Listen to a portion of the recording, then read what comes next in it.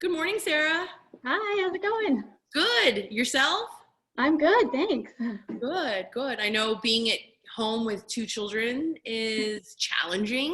So I'm really excited to see you and the boys and Yeah. learn about some new and learn about some new activities I can do at home with my kids. Yeah.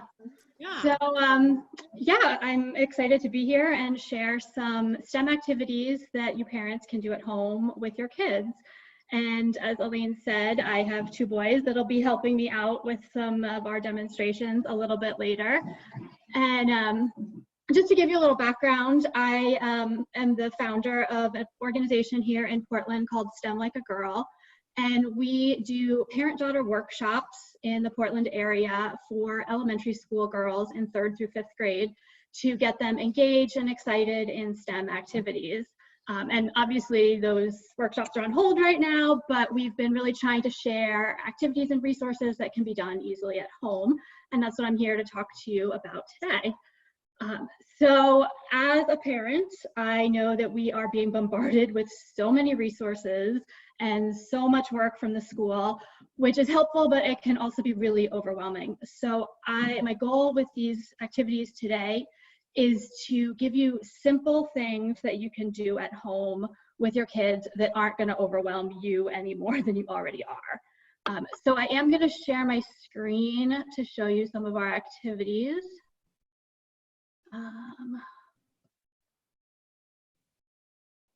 Okay.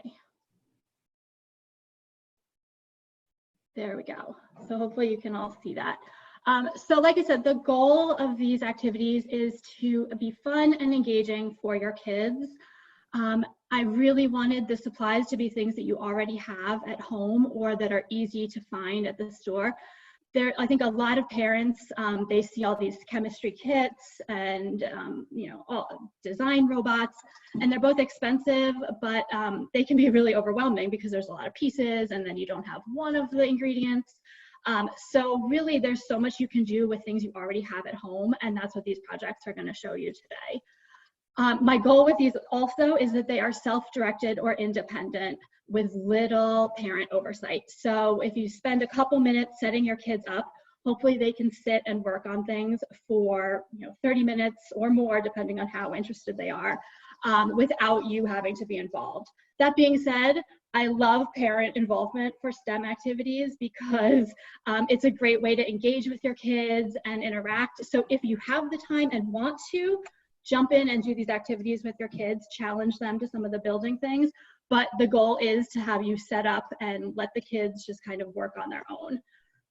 Also, these activities can be tailored to different ages. I know a lot of us have multiple age group kids home with us, and we're trying to find activities that they can do together, but that's really hard when they're on different learning levels.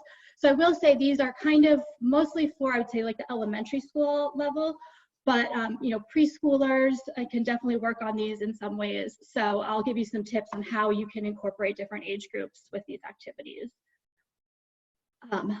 The one thing I will say to the success of at-home STEM activities is that preparation is key. It's the kids often come to me and say, I want to do an experiment. And even as somebody who's really into STEM, and I promote this all the time, if I'm not ready to go with something, it can just feel so overwhelming because I'm trying to get dinner, I'm trying to get my own work done. So one of the things that I suggest is to have a STEM essentials kit, just like you would have, art kits and stuff like that ready to go. If you get a shoebox or, a cabinet in your drawer or something like that, that you can just get some of these supplies, and you don't have to have all of them that I have listed here, but these are things that we kind of use on a regular basis when we're doing STEM activities at home. And I know I said that, you don't need to buy kits and stuff like that. If you were interested in buying one thing, the simple kind of chemistry kit that I show here that actually doesn't come with experiments, but just that has some of the fun, beakers and test tubes and stuff that your kids can play around with is a great investment. I think this one is like $20 on Amazon. So that's kind of a fun, STEM kit to have that you can do a lot with. So the first experiment, which is great to do with younger kids, is what we just call chemistry experiments. And when my kids were younger, especially, they could sit for an hour at a time just doing chemistry, where we would get beakers and vials and glass jars or anything we had, different size flower vases, things like that. And they would just pour, excuse me, water, and they put flour in it, and they would add salt, or they put soap in it. Some great things that you could put in are like cinnamon is a great learning chemistry thing, because cinnamon is hydrophobic, which means it doesn't like water. It won't dissolve in water. So if you mix it in, especially into cool water, it doesn't dissolve. It'll stay clumped up. So these kind of things are really great for younger kids because it gets their creativity going. They can see these material interactions as they're, what happens when I mix flour in with water. And then they also learn measuring. So they're trying to, measure a certain amount of their material. So it's really an easy way that they can just sit and dump. And if you put a tray underneath them with a towel, the mess is pretty minimal. So it's really a fun thing to kind of do. So the next one is what we call marble maze. And I know that toilet paper is a hot commodity these days, but I suggest if you save a bunch of your toilet paper rolls, this one is really fun because the goal of it is to build a maze to successfully get a marble from the start to finish. So what we did is on our wall, we taped a starting point, and then we had an end point, which is the cup down at the bottom. And I challenged my kids to work together to create a maze to get the marble from top to bottom.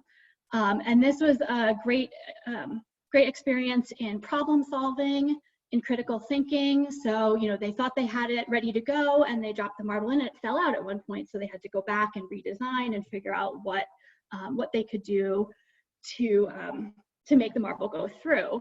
And so, if you have multiple kids at home, this is a good teamwork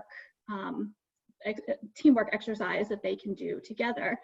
This is also great for kids with multiple ages of kids, because you can make this as challenging or as easy as you want. So if you have a preschooler, their marble maze might just look like a straight line down, and they'll get that cause and effect of I drop the marble in here and it falls through into my cup down here. That is a STEM activity that's great for younger kids.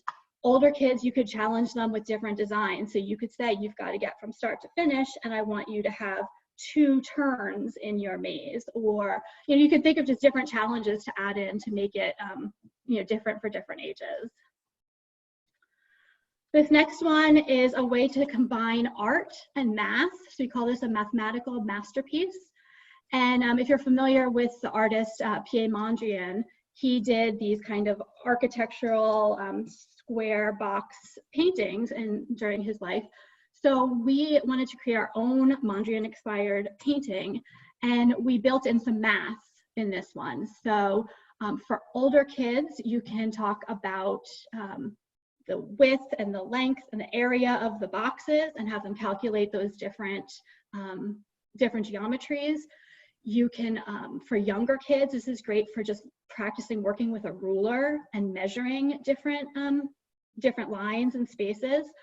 And then you can also, once it's painted, add in fractions. And so we said, okay, what fraction of the spaces are blue? And my 3rd grader figured out what those fractions were. And then, you can take it into, different quantities of fractions. So this is really fun. If you have an art-loving student that's maybe not really wanting to do math, this is a great way to show them that STEM can involve math too.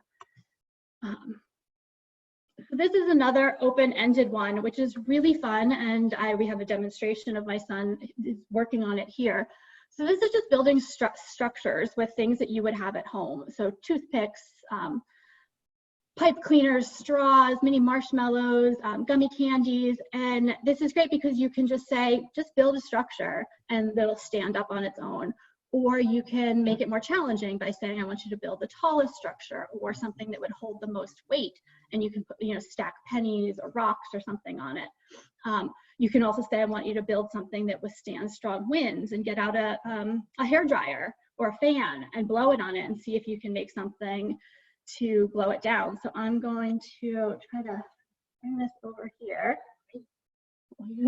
So this is my son Nolan. He's in 3rd grade, and he's been building some structures here with marshmallows. Actually, Nolan, do you want to tell him what you're doing? Sure.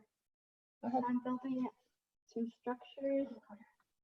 I'm building structures out of marshmallows and some toothpicks. I've already gone through a lot of toothpicks. So what shapes are your structures here? The shapes are a castle. As you might be able to tell, it was leaning a little bit. It's because this one I made like yesterday, and this one is a 10-sided shape of decagon, which has 2 stories and then a point at the top. I think we're gonna, we can show one more in a second. So this is really great because as you can see, they can get really creative with it. They learn about stability, so structural and civil engineering, problem solving as it starts to fall down, critical thinking skills. So this is a really fun one. Again, for kids of multiple ages, they can be as complex or not. And the last one we have is Oobleck. And this might be something that you've made at home already or that your kids have made in school. A lot of teachers do this around Dr. Seuss Day because of Bartholomew and the Oobleck. But if you might have made it and played with it, but not necessarily thought about the science behind it. So Oobleck is a simple mixture of a 2-to-1 cornstarch and water. And my other son, Bennett, has it demonstrated here. So Oobleck is a non-Newtonian fluid. So it behaves differently than regular Newtonian fluid, which is like water. So Oobleck, if you touch it really slowly with a low pressure, the cornstarch particles will have time to push away from each other. So it behaves like a liquid. If you hit it really hard with a fast pressure, it's going to behave like a solid. The particles aren't going to be able to move apart. They're going to kind of stick together more like a solid. And now he's So that one, I will admit, is a little bit more on the messier side, but it cleans up really easy. And if you see, we have a towel underneath it. So it does kind of minimize the mess with that. And you can save it, like put a cover on it, and then you can use it at other times. So that's really fun to just play with and experiment with. I also want to say we have a bunch of other activities on our STEM Like a Girl website, which is stemlikeagirl.org. And if you go to the blog tab, we've got a bunch of at-home activities that are similar to these that you can try at home. And so that's some fun things that hopefully you have a lot of those materials at home. I will say, just have fun with it and try not to stress about, doing, too much or anything like that, because, we're all doing a lot right now with homeschooling. So really, try to make STEM learning fun for the whole family. Sarah, thank you so much. And thank you to the boys for demonstrating their wonderful activities. Thanks, that was fun. It's really nice to see others that are kind of feeling the same way that my husband and I are feeling, which is a bit overwhelmed, but wanting to provide our children some type of educational and fun activity. And I think you did a great job of just providing us some options that are inexpensive, easy, and time consuming. So I'm definitely going to go home today and give my daughter some water and cinnamon and let her mix away. Yeah. Awesome. Well, thanks for having me and for letting us share our projects. Absolutely. Have a great day. Thanks so much. Thank you. Thanks. Bye. Bye.